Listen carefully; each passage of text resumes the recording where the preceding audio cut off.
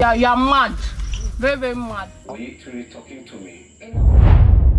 He takes his walk of shame. For some reason, I seriously miss the Gulder ultimate search of before. I mean, we've always heard about before meets after. Guys, looking at the Gulder ultimate search, I would say the before episodes were actually more interesting than what we are currently experiencing so far in Good Ultimate Search.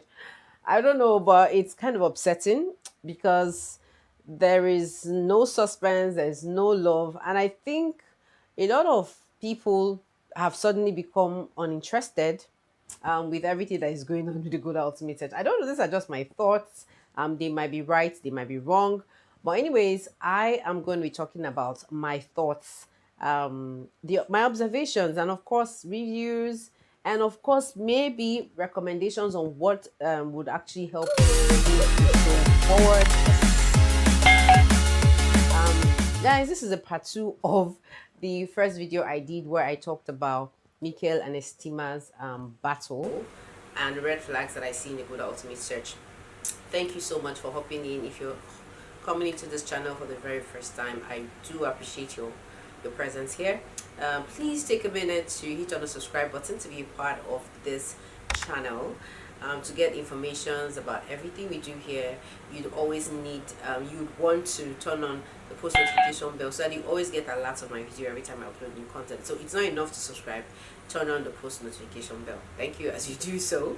So guys, I told you guys I didn't say my goodbyes last time, so I decided to hop into Gloria Elijah's live stream, and I caught up with the conversation that transpired between Glory and Mikel.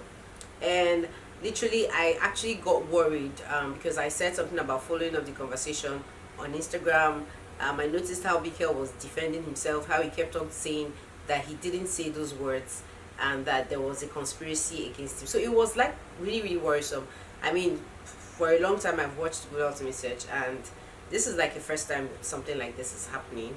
And maybe there are reasons why these things are happening, but anyways, one of the things I want to do right now is to talk about the Good Ultimate Search and the kind of reality show it is, which is reason why this is actually happening, which is why it looks like we are only getting one side of the story and we don't actually know which side of the story to believe. So I mean, basically there are different kinds of reality shows. There is the family-based reality show like the Kim Kardashian. There is the love circle reality kind of show where it's all about love and relationships. There is the gaming kind of reality show. And guys, I would not even lie, for some reason I would say that the Good Ultimate Search is one of the rarest kind of reality show out there. It's just in a world of its own. So if you're wondering what kind of reality show the Good Ultimate Search is all about, it is a documentary reality show. So because I actually had a conversation where somebody was actually explaining what a reality show is, and I heard somebody say that the difference between a reality show and a TV show is that a reality show is aired in real time, and a TV show is pre-recorded. I don't think that is true. That is not true. A reality show doesn't have to be aired in real time. Okay, because we have the Big Brother show, which is airing in real time, does not mean that is how other reality shows are being run. Guys, we've seen a lot of reality shows. All reality shows are case studies, are social experiments that we're using to experiment and find out how people relate with each other.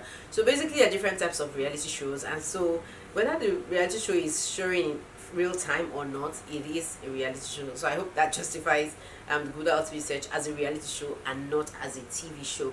Now, because the Good Ultimate Search is a documentary reality show, that is basically why it is pre-recorded, because there has to be storytelling. There's a story behind the scenes that we're going to be watching.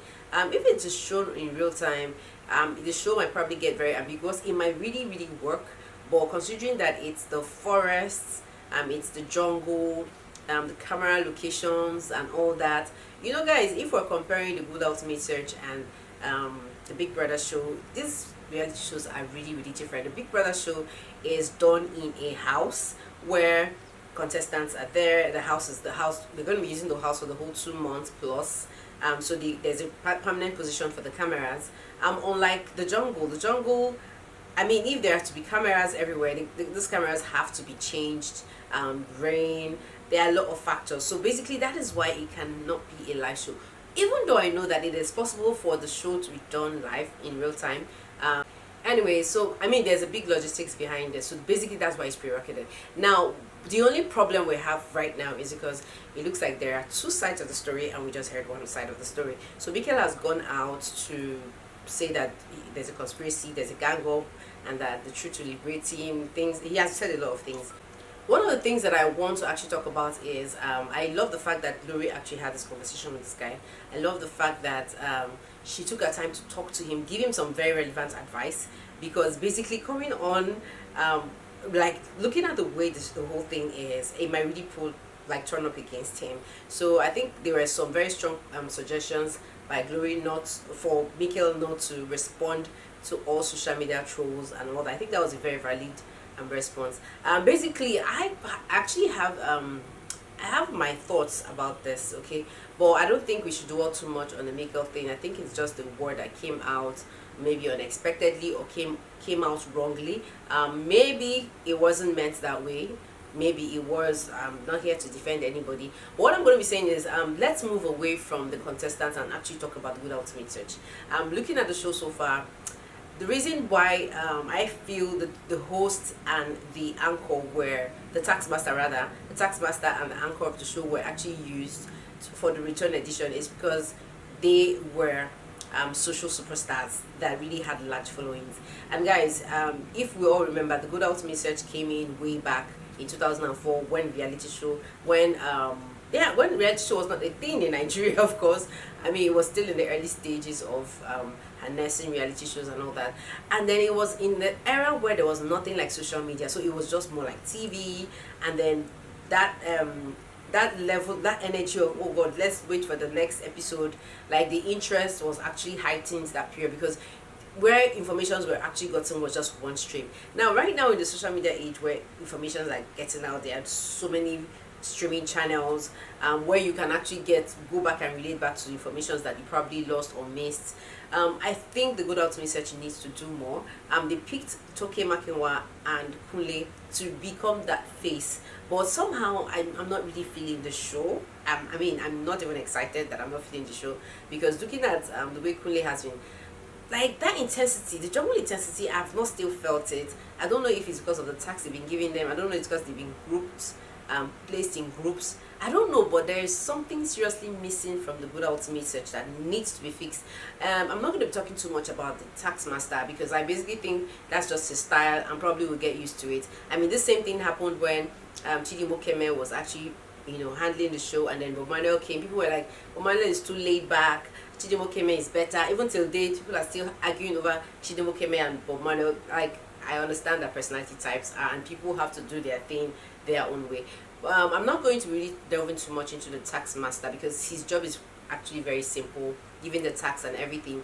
In the previous episodes of the Good Ultimate Search, we've seen in other editions, in other seasons, we've noticed that the tax master also does the evictions and all that, handles more of the conversations that happens in place of the talking drum. And basically that is where I think I have a problem with this year's like the place of the talking drum. I feel should be handled by somebody who has gone through the jungle with them. Maybe not, maybe my thoughts are a bit biased because of what I've been seeing, but looking at the way Toke has been handling the whole thing, I feel there's a little disconnect somewhere. And the reason why this disconnect is there is probably because there's so much expectation from Toke, and I mean her style is quite different. She's a gentle talker and a lot of other things. Now, one of the things that I've noticed is that she is too formal to these contestants. Like, she calls them by their first name, and somehow I feel it keeps them on the edge, it puts them on the edge. It doesn't make them like relax. I mean, Toke is supposed to be seen as the mother of the jungle. She's supposed to be seen as that person, that voice that understands their stress and everything. I think looking at the seasons, she has been a bit insensitive because she has made a lot of insensitive remarks like this is just the beginning. Of course, we know they're supposed to be tough in the jungle, but that thing is still missing. Like there should be that shoulder that they can just still be able to relate with, because this person is in the jungle. So I feel that there is a disconnect with Toke and the contestants in the Gulder Ultimate Search. Probably one of the reasons is she probably looks all made up, like the makeup is intact, everything is intact. They're not relating with her, she's not relating with them. The jungle thing is not really connecting. Like I just feel like right now I feel that what I probably might say might be unfair, but I really feel like maybe a guy would have handled more of the evictions. Like maybe the tax master would have handled more of the evictions, because it looks like Toke is actually not doing a very good job when it comes to relatability. Let's look at the first eviction. The first eviction sounded fair, looked fair, was quite reasonable. We understood the assignment. Like the first eviction was actually the fake eviction, guys. Like there was that intensity right there, we could feel it.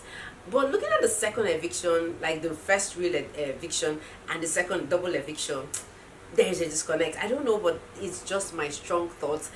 What do you think? Do you think you connect with what I'm saying? Let me know in the comment section. I personally feel like Toke is actually too strict. I think she's a bit insensitive. I think she has to come down to their level to understand that they're humans, they have feelings, they have body pains, it's not easy. And I feel she's getting to remind them too much that out of 20,000 people, like she said that like a couple of times, even I am tired of listening to that. And I think it's a bit demeaning to them. I mean, they've already gotten this far, so I don't think reminding them about that, I think it's going to put them on the edge. I just generally feel like there's a big disconnect. I don't know how that can be fixed, but I really wish that the taskmaster could handle more of the activities in the talking drum, because or maybe they could do it together. I don't know how it's going to be done, but I know maybe in the future episodes we're going to be seeing there might be a like change. Taskmaster will handle some, but right now the situation of the thing is, from watching from the episode 2, from 2 we started having evictions, 3 episode 3, 4 we started having evictions. I'm looking at the last episodes that Toke has actually handled in the place of the talking drum exactly. I just feel there's a big disconnect and something has to be done. The eviction style is really boring. I've said that in my earlier video, I'm still going to say that. I just hope something can be done about this show, because it's losing fans. People are getting tired of it. People are like, oh, whatever they do, probably see the replay. Like the energy, the suspense is not there, the fire is not there. Even I am not so excited to see it, because there's no suspense, there's no anticipation. I'm not looking forward to seeing something. Like there's no continuation in the story. So it's more like we just know they're going to come and do the search. Can you guys bring back the show the way we used to know it? Because right now I'm not feeling anything. I am not feeling anything. I will not even lie about that. It's just the candid truth. Guys, I think I'm gonna see you all in the next video. For now, let's just keep our fingers crossed and watch out for the next episode. I hope it's going to be more exciting and interesting. I hope this whole mood in the show will just go away and just bring back the fire that we know the show to be. Please, if there's something these guys can do, the Good Ultimate Search team, you guys should do. We need this show the way we want it back, the way we used to know it. I'm going to see you all in my next video. For now, bye bye. Thank you so much for your watch time. Please don't forget to subscribe, and of course you could check out my older videos to know what's up with my conversations and everything that I have ongoing in this channel on this particular show. Guys, sorry for them, and I feel sad. I really disappointed them. I want to tell them I'm truly sorry for whatever went down there. That was not me.